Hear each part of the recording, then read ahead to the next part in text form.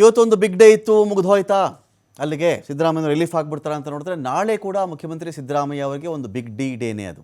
ನಾಳೆ ಸಿಎಂ ವಿರುದ್ಧವಾಗಿ ಸಲ್ಲಿಸಿರುವಂಥ ಅರ್ಜಿಯ ತೀರ್ಪು ಬರಬಹುದು. ಇದ್ಯಾವುದು ಅರ್ಜಿ ಅಂತ ಹೇಳಿದ್ರೆ ನೋಡಿ, ಒಂದು ಕಡೆ ಒಂದು ಕಂಪ್ಲೇಂಟ್ ಆಗಿತ್ತು, ಅದು ಕೋರ್ಟ್ಗೂ ಹೋಗಿತ್ತು. ಇನ್ನೊಂದು ಕಡೆ ಪ್ರಾಸಿಕ್ಯೂಷನ್ಗೆ ಅನುಮತಿ ಕೊಡಿ ಸ್ವಾಮಿ, ಏನು ಬೇಕಾದ್ರೂ ತನಿಖೆ ಮಾಡ್ಕೋಬೋದು ಇವರು. ಸಿ ಎಮ್ನೇ ಕರೆದು ವಿಚಾರಣೆ ಮಾಡ್ರಪ್ಪ ಅಂತ ರಾಜ್ಯಪಾಲರು ಹೇಳಬೇಕಲ್ಲ. ಸಿ ಎಮ್ನ ಕರ್ಕೊಂಡು ವಿಚಾರಣೆ ಮಾಡಬಹುದು ನೀವು ಅಂಥೇಳಿ, ಅದಕ್ಕೆ ಅವರ ಅನುಮತಿ ಬರಬೇಕಲ್ಲ. ಸೊ ಹಾಗಾಗಿ ಅಧೀನ ನ್ಯಾಯಾಲಯಗಳಲ್ಲಿ ಇದರ ಒಂದು ಅರ್ಜಿಯ ತೀರ್ಪು ನಾಳೆ ಬರಬಹುದು. ಏನಂದರೆ ನಾಳೆನೇ ಅವರು ತನಿಖೆ ಮಾಡಿಬಿಟ್ಟು ಕರೆಸ್ಬಿಡ್ತಾರಾ ಕೋರ್ಟ್ಗೆ ಅಂತ? ಹಾಗಲ್ಲ, ನಾಳೆನೇ ಜನಪ್ರತಿನಿಧಿಗಳ ಕೋರ್ಟ್ನ ಕಡೆಯಿಂದ ತೀರ್ಪು ಬರುತ್ತೆ. FIR ದಾಖಲಿಸೋಕೆ ಅನುಮತಿ ಅಷ್ಟೇ. ನಾಳೆ ಮುಖ್ಯಮಂತ್ರಿಗಳ ವಿರುದ್ಧ FIR ಆಗಬೇಕಾ ಆಗಬಾರ್ದಾ? ಯಾಕೆಂದರೆ ಎಲ್ಲರೂ ಸ್ಟೇಷನ್ಗೆ ಕಂಪ್ಲೇಂಟ್ ಕೊಟ್ಬಿಟ್ಟೆ ಅನೇಕರು ದೂರುದಾರರು ರಾಜಭವನಕ್ಕೆ ಬಂದಿರ್ತಾರೆ.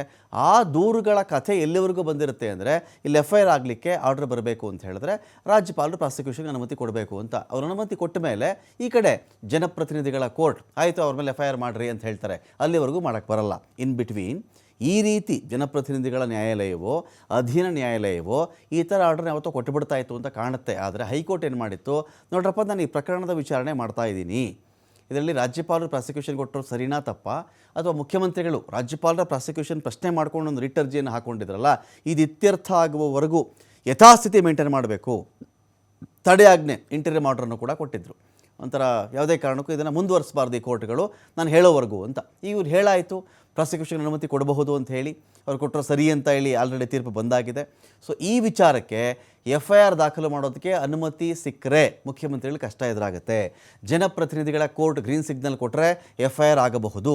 ಕೆಳ ನ್ಯಾಯಾಲಯಗಳ ವಿಚಾರಣೆಗೆ ಹೈಕೋರ್ಟ್ ತಡೆ ಕೂಡ ಕೊಟ್ಟಿತ್ತು, ಯಾರು ವಿಚಾರಣೆ ಮಾಡುವಂತಿಲ್ಲ ಇದು ಕೆಳ ನ್ಯಾಯಾಲಯಗಳು ಅಂತ ಹೇಳಿ. ಈಗ ಎಲ್ಲ ತಡೆಗಳನ್ನು ಹೈಕೋರ್ಟ್ ಒಂದು ಕಡೆ ತೆರವು ಮಾಡಿದೆ. ಹಾಗಾಗಿ ಮುಖ್ಯಮಂತ್ರಿಗಳು ಇನ್ನೊಂದು ರೀತಿಯ ಕಷ್ಟಕ್ಕೆ ನಾಳೆಯಿಂದ ಸಿಕ್ಕಾಕೊಳ್ಬಹುದು.